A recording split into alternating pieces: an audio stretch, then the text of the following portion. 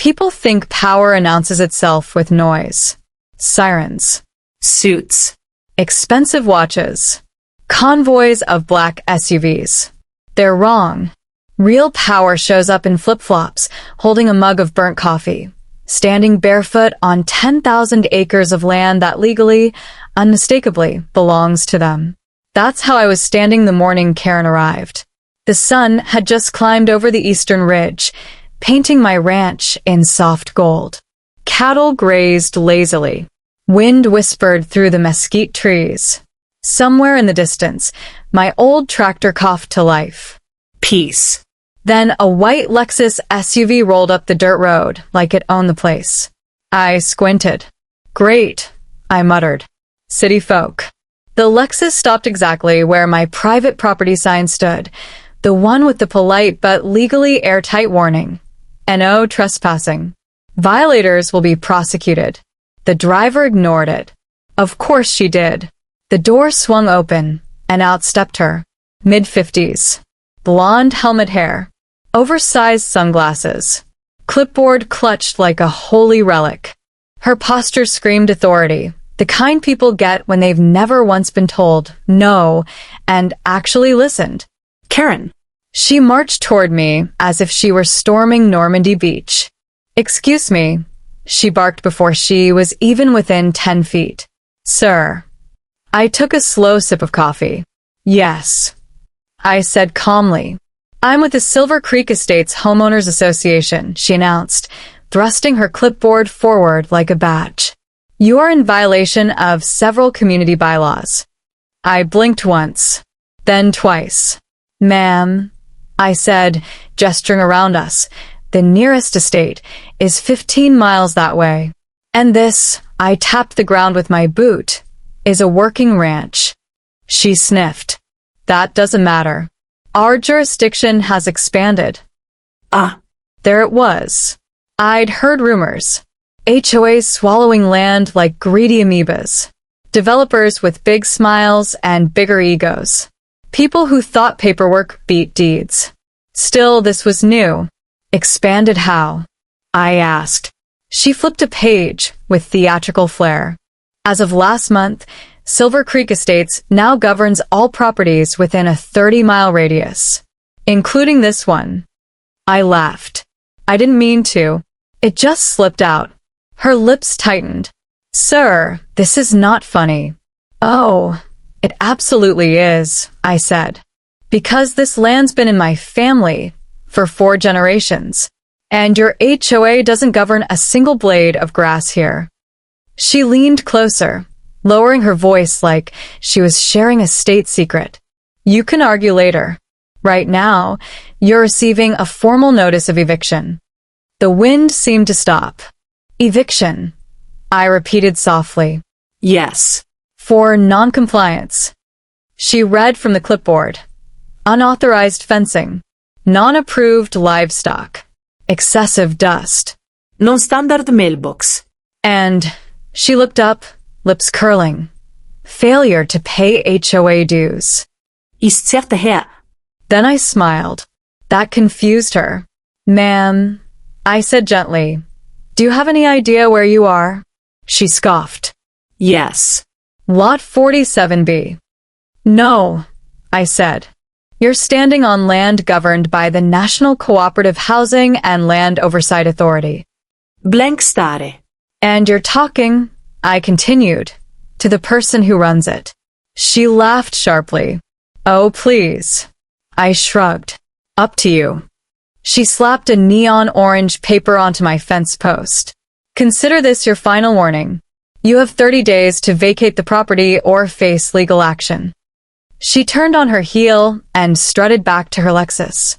As she drove away, dust swirling behind her, I took another sip of coffee and sighed.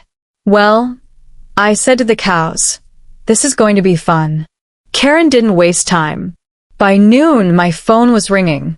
By evening, my email inbox looked like a legal spam bomb had detonated. She CC'd everyone. HOA board members. County clerks. A real estate lawyer who charged by the breath. What she didn't do was research me. That was her mistake. See, I didn't just run the National Cooperative Housing and Land Oversight Authority. I built it.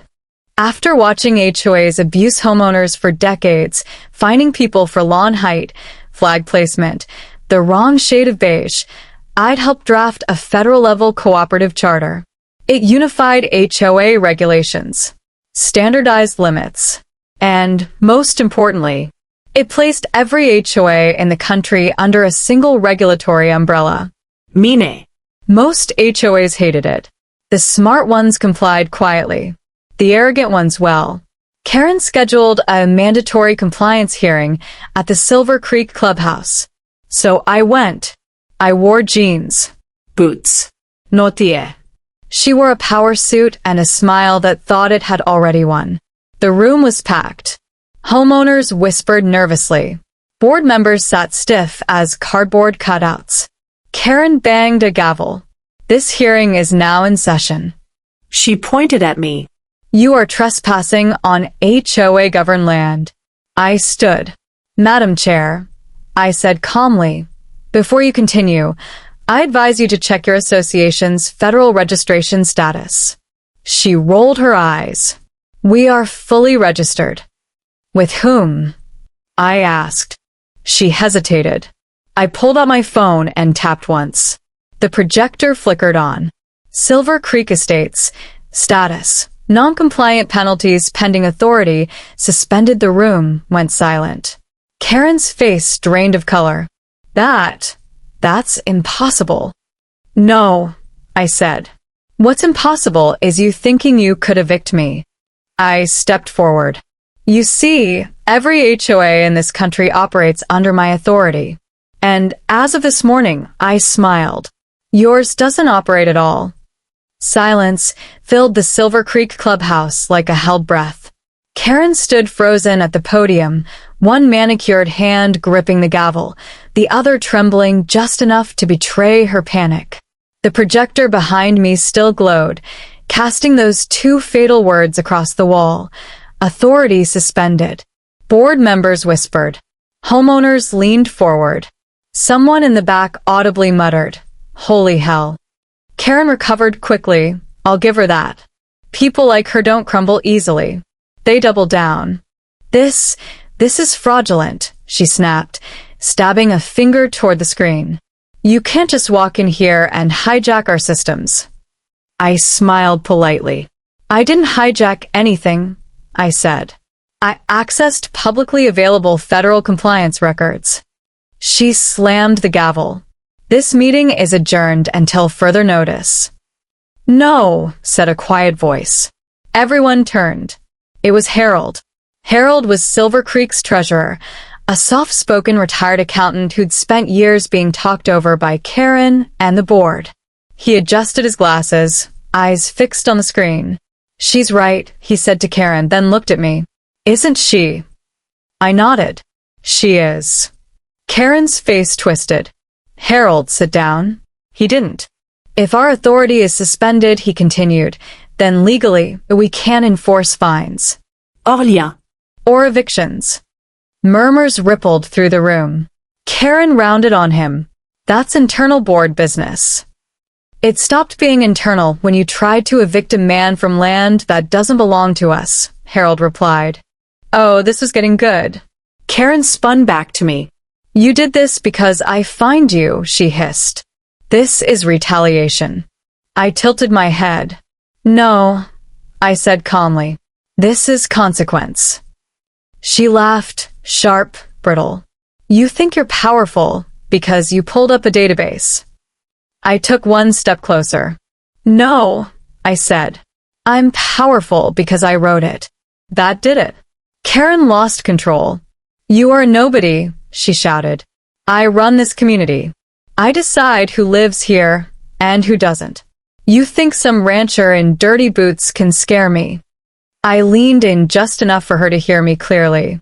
You tried to evict me from my own land, I said softly. And now you're about to learn what happens when an HOA forgets its place. I turned to the room. Meeting's not adjourned, I said. But it is over. And I walked out. Karen sued me 3 days later. Not quietly. Not strategically. She sued me loudly.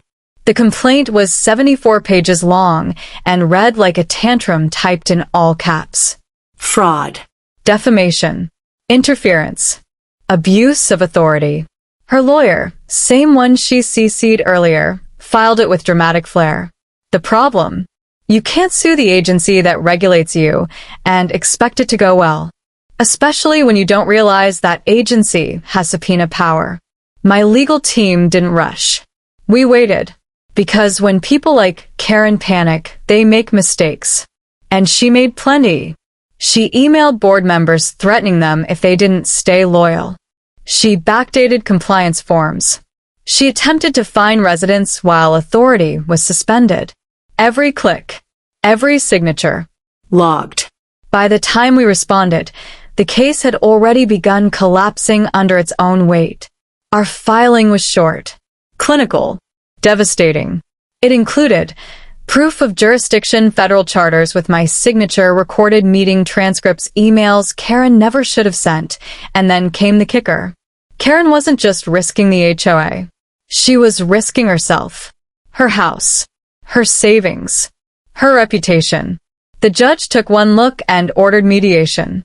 Karen showed up late, still confident, still smug. She didn't last 10 minutes. When the mediator explained that she could be barred from ever holding HOA office again, nationwide, her face finally cracked. "You can't do this," she whispered. I met her eyes. "You already did," I said. She settled, resigned, and signed a public apology she had to read aloud at the next HOA meeting. News travels fast when bullies fall. HOAs across the country started scrambling. Compliance filings poured in. Karen's story became a cautionary tale, shared in board meetings, whispered in legal seminars. Don't be like Silver Creek. As for the ranch, Karen never came near it again. The fence stayed. The cows stayed. And every now and then, when the wind's just right, I swear I can hear laughter carried across the fields. Power doesn't need to shout. Sometimes it just waits until someone stupid enough challenges it.